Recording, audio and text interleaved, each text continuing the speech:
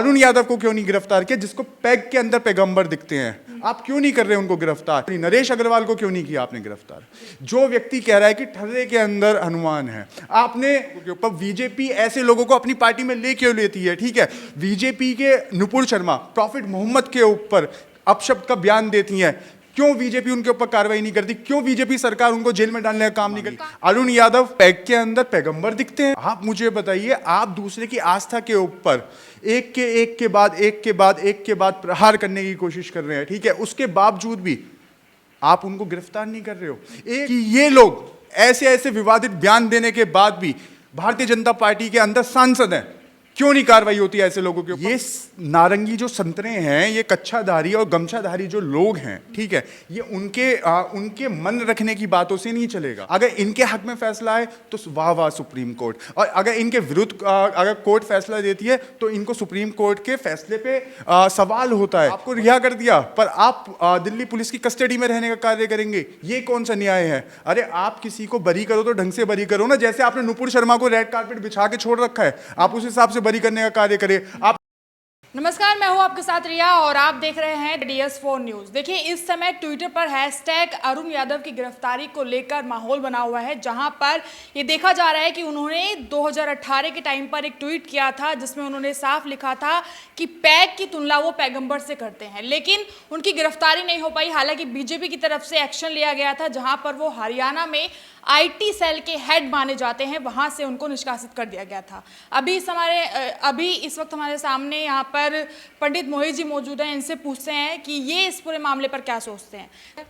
देखिए, पहले तो बहुत बहुत शुक्रिया और आपके सभी व्यूअर्स को मेरी तरफ से जय श्री राम। देखिए, जैसे कि नुपुर शर्मा हो गई, नवीन जिंदल हो गए और अब हाल ही में अरुण यादव हो गए, और इससे पहले उदयपुर की घटना के अंदर भी बीजेपी के जो कार्यकर्ता है उनका हाथ आ चुका है, और मुसलमानों के ऊपर जो कार्रवाई होती है वो कार्रवाई होती है अखबार के अंदर खाना देने के ऊपर, मुसलमानों के ऊपर कार्रवाई होती है तो रिपोर्टिंग करने के ऊपर, और मुसलमानों पर कार्रवाई हो जाती है कि अगर वो कोई अपनी बात रख रहे हैं, ठीक है, तो उनके ऊपर कार्रवाई कर देते हैं। पर ये नवीन जिंदल और नुपुर शर्मा और आपका अब अरुण यादव, ठीक है, इनके ऊपर कार्रवाई कब होगी? इनके ऊपर कार्रवाई सिर्फ इसलिए नहीं हो रही क्योंकि ये बीजेपी के मोदी भक्त हैं, इसकी वजह से इनके ऊपर कार्रवाई नहीं हो रही है, ठीक है। विवादित, देखिए बीजेपी ने क्या एक षड्यंत्र रच रखा है कि षड्यंत्र ये है कि बीजेपी एक ऐसी वॉशिंग मशीन बन गई है जो बीजेपी के अंदर है, ठीक है, वो तो एक कट्टर हिंदू है, और जो बीजेपी के विरोध में है, ठीक है, वो उसके ऊपर धर्म के ऊपर भी उसके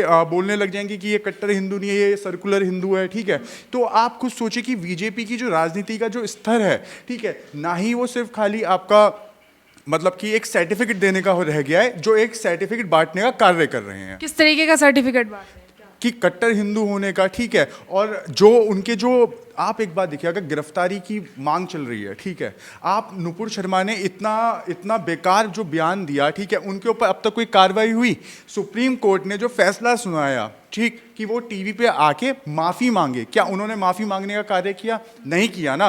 नवीन जिंदल ने किया? नहीं किया ना। पर वो प्रेस कॉन्फ्रेंस कर देते हैं कि उनकी जान को खतरा है। पर अरुण यादव आए हैं, नए खिलाड़ी बीजेपी के, जिनको पार्टी ने कार्रवाई करी, सिर्फ पार्टी से निकालना ही कार्रवाई है, उनको गिरफ्तार करना कार्रवाई नहीं है। उनको गिरफ्तार करें, उनको जेल में डालें, जिससे आने वाले समय के अंदर जितने भी नेता हैं और जो ऐसे ऐसे विवादित बयान देने का कार्य करते हैं वो नहीं कर पाए। लेकिन एक्शन तो उस टाइम पर लिया था ना, अगर बीजेपी की IT सेल से हटाया जाता है तो उसका मतलब एक्शन तो उस टाइम पर लिया था, ये तो नहीं कि छोड़ दिया गया अगर बीजेपी से ताल्लुकात है तो। जेल में क्यों नहीं डाला गया?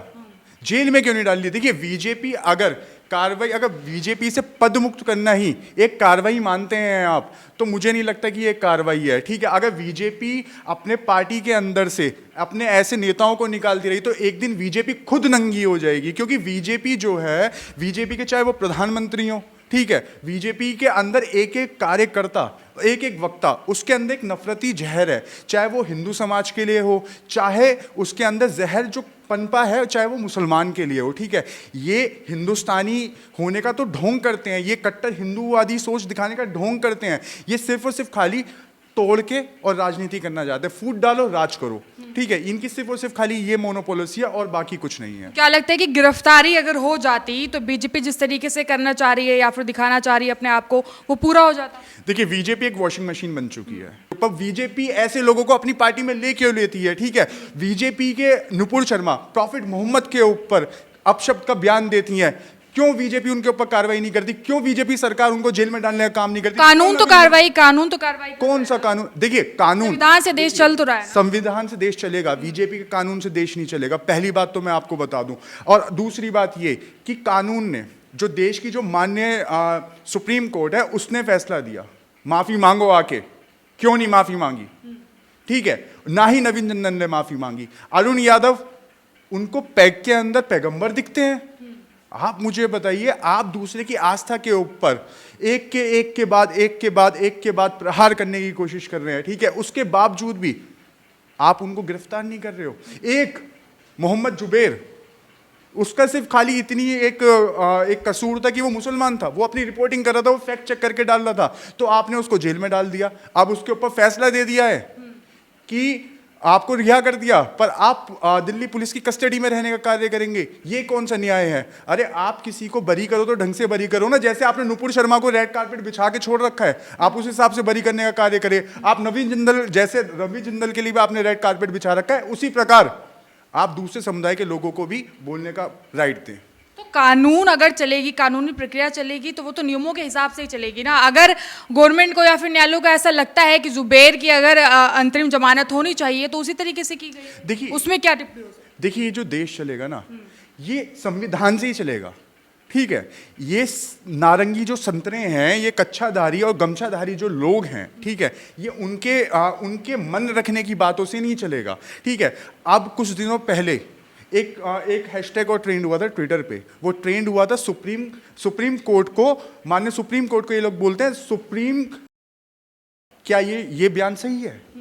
ये चाहते हैं कि इनकी चित भी अपनी हो और पट भी अपनी हो, ये जो कि सरासर गलत है। अगर इनके हक में फैसला आए तो वाह वाह सुप्रीम कोर्ट, और अगर इनके विरुद्ध अगर कोर्ट फैसला देती है तो इनको सुप्रीम कोर्ट के फैसले पे सवाल होता है। बताओ, ये इस तरह का देश चलाने की कोशिशें कर रहे हैं। ये लोग इतने बयान खराब कर देते हैं। आप देखिए, हिंदू धर्म, भगवान श्री राम, ठीक है, जो महापुरुष हैं, भगवान हैं, माँ सीता, माँ जानकी हमारी, हनुमान जी, ठीक है। आप सोचिए कि एक मोहम्मद जुबैर को सिर्फ खाली एक फैक्ट चेक करने के लिए उसने हनीमून होटल वाला जो एक दृश्य दिखाया, उसने एक दृश्य दिखा दिया, ठीक है, उसको आपने गिरफ्तार कर लिया।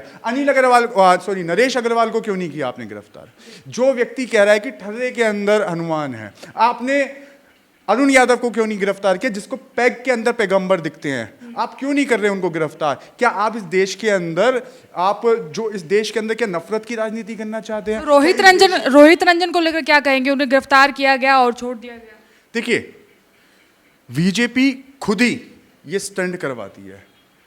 डीएनए को अच्छी खासी टीआरपी मिल गई, जी न्यूज़ को अच्छी खासी टीआरपी मिल गई, ठीक है, और उसके बाद अपनी पीठ थपथपा रहे हैं। वरना रोहित रंजन को आज से पहले कौन जानता था? रोहित रंजन ने एक स्टंट करा, उस स्टंट से वो फेमस हो गए, ठीक है। कुछ चंद पब्लिसिटी के लिए, चाहे वो नुपुर शर्मा हो, चाहे वो नवीन जंदल जैसे व्यक्ति हो, चाहे वो अरुण यादव जैसे व्यक्ति हो, चाहे रोहित रंजन जैसे व्यक्ति हो, और चाहे वो तुच्छ सोच के जो प्राणी लोग हैं, नरेश अग्रवाल जैसे लोग, ये तुच्छ अपनी पब्लिसिटी के लिए ये सब कार्य करते हैं। इनको आस्था से कोई किसी की परवाह नहीं है, चाहे वो महाकाली का पोस्टर बनाने वाली वो महिला क्यों ना हो, वो प्रोड्यूसर क्यों ना हो। घोर निंदा करता हूं। तो बीजेपी को क्या फायदा हो जाएगा इसमें? बीजेपी को क्या फायदा? देखिए, क्यों नहीं फायदा होगा? ये सिर्फ और सिर्फ खाली वोट की राजनीति के लिए तो कर रहे हैं। ये 80 बना, देखिए, अगर आपको कार्रवाई करनी है बीजेपी वाले लोगों को, अगर बीजेपी वालों को कार्रवाई करनी है तो मुख्यमंत्री तक पे भी कार्रवाई कर सकते हैं। ये उत्तर प्रदेश की, जिन्होंने 80 बना 20 का मुकाबला बनाया था, क्या ये समुदाय को तोड़ने का कार्य नहीं है? ये इतने तुच्छ लोग हैं, इनके दिमाग में इतनी छोटी सी बात नहीं समझ नहीं आती कि हमारे देश के कितने लोग शहीद हो गए, कितने हमारे स्वतंत्रता सेनानी कितने शहीद हुए, इस देश की एकता बनी रहे और ये देश बना रहे, पर ये देश को तोड़ने का कार्य करें निरंतर, पर ये देश टूटेगा नहीं। ये जो एकता है टूटेगी नहीं। इस एकता के लिए मेंटेन करने के लिए बहुत लोग निकल चुके हैं और इस देश की जो जनता है वो जाग चुकी है। आप मुझे बताइए, टीवी पे डिबेट हुई, टीवी पे डिबेटें हो रही हैं, काली जी के पोस्टर को लेके, टीवी पे डिबेटें हो रही हैं पैगंबर को लेके। क्या टीवी पे डिबेट हुई जो गैस सिलेंडर के परसों 50 रुपए बढ़ा दिए गए? अरे आपने आम जनता को हिंदू मुस्लिम में डाल दिया। क्या आपने डिबेट करवाई एक बार कि आम जनता के ऊपर आपने? देखिए, मोदी जी एक बहुत बड़े मैं कहता हूं कि बहुत बड़े एक सर्कस चला रहे हैं, ठीक है। वो सर्कस ये है कि जनता को तो छोड़ दो उसके हाल पे, उसको मरने के लिए छोड़ दो, उसके ऊपर कितनी भी महंगाई का फोड़ना है फोड़ दो, पर उसे एंटरटेनमेंट देते रहो, हिंदू और मुसलमान की अफीम चटाते रहो उन लोगों को, ठीक है। आप कह रहे हैं लोकतंत्र है, बोलने का अधिकार है, प्रधानमंत्री को जोकर कह रहे हैं, ऐसे में क्या होना चाहिए? आप देखिए, आपको कार्रवाई करनी है तो निष्पक्ष कार्रवाई करिए, ठीक है। आप कार्रवाई को निष्पक्ष होकर करिए, चाहे वो हिंदू हो चाहे वो मुसलमान हो। मैं तो कहता हूं जिस व्यक्ति ने मां काली का पोस्टर बनाया उठाओ जेल में डालो। मैं कहता हूं कि जिस व्यक्ति ने पैगंबर साहब को अपशब्द बोले, ठीक है, उसको उठाओ जेल में डालो। आपको बात करनी है तो आप बात करें असल मुद्दों पे। अरे महंगाई ज्यादा हो गई है, क्या ये असल मुद्दे नहीं है? आपको ये नहीं लगता कि ये मुद्दा है? 50 रुपए आपने, आप फिर एक सुबह उठे, मोदी जी सुबह फिर उठे, सुबह उठ को उन्होंने तपस्या करी और तपस्या करने के बाद उन्होंने 50 रुपए बढ़ा दिए। मोदी जी 18 घंटे मेहनत इतनी करते हैं, इतनी मेहनत कर रहे हैं कि महंगाई कम ही नहीं कर पा रहे। पर हाँ, मोदी जी की मेहनत वहां वसूल जरूर हो रही है जब इस देश के अंदर डिबेटें चलते हैं हिंदू मुस्लिम पे। इस देश पक्षपात क्यों लग रहा है आपको? जुबैर को भी जमानत मिली है, वहीं पर रोहित रंजन को भी मिली है, तो इसमें किस तरीके का पक्षपात देंगे? देखिए, पक्षपात ही तो है ये। पक्षपात नहीं है तो क्या है कि एक एंकर जो लाइव टीवी पे बैठ के दूसरे बड़े नेता की छवि खराब करता घूम रहा है, और एक व्यक्ति जो इस देश के समुदाय को एक रखने के लिए अपनी निष्पक्ष पत्रकारिता कर रहा है, तो उसको तो पुलिस, दिल्ली पुलिस की निगरानी में छोड़ दिया, और दूसरे व्यक्ति को आपने क्लीन चिट दे दी। ये क्या है? ये पक्षपात नहीं है तो क्या है ये? आप बताइए मुझे। और दूसरी बात, बीजेपी, भारतीय जनता पार्टी, मैं खुल के बोलता हूं, भारतीय जनता पार्टी एक ऐसी वॉशिंग मशीन बनने की सोच रही है, एक ऐसा डिजिटल लेके आई है कि आप कितने भी गुनाह कर लो, आप भारतीय जनता पार्टी के अंदर आ जाओ तो आपको क्लीन चिट मिल जाएगी। जैसे नरेश अग्रवाल को मिली, जैसे अजय कुमार टहनी के लड़के को मिल रही है, जेल में तो है, क्या कोई सजा हुई है अब तक? क्या कोई कार्रवाई हो रही है?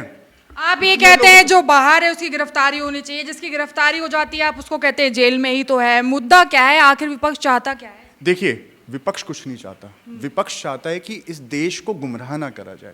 ये जो गुमराह करने की कोशिशें चल रही हैं, जो साजिशें चल रही हैं, जो षड्यंत्र चल रहा है 2024 को लेके, ये जो धर्म के नाम पे राजनीति करने की जो सोच रहे हैं, ये मुमकिन नहीं हो पाएगा।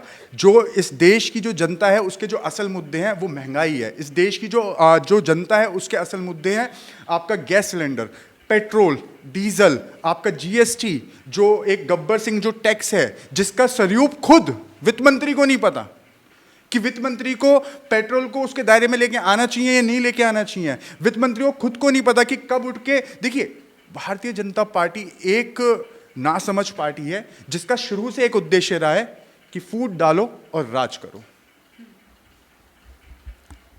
तो ये देख रहे थे आप हमारी पंडित मोहित जी से खास बातचीत, जहां पर तमाम मुद्दे इस समय छाए हुए हैं, लेकिन वहीं पर देख पा रहे हैं कि जुबैर को लेकर अंतरिम जमानत दी गई है, लेकिन ऐसे में कई सारी उसमें विरोधाभास भी देखा गया है, यानी कि कुछ चुप्पियां भी की गई हैं, कुछ मांगे उनकी तरफ से बताई गई है सरकार की तरफ से कि उनको दिल्ली पुलिस के अंडर में भी रहना पड़ेगा और ट्विटर पर किसी तरीके का कोई ट्वीट भी नहीं करना है। यानी कि अगर जमानत की दी भी गई है तो वो किसी न किसी फैसलों को लेकर दी गई है। पूरी तमाम घटना पर या फिर उस पूरे मुद्दे को लेकर आप क्या सोचते हैं वो कमेंट में जरूर बताइएगा। आप देख रहे थे DS4 पर ये न्यूज़, मेरे साथ मैं रिया।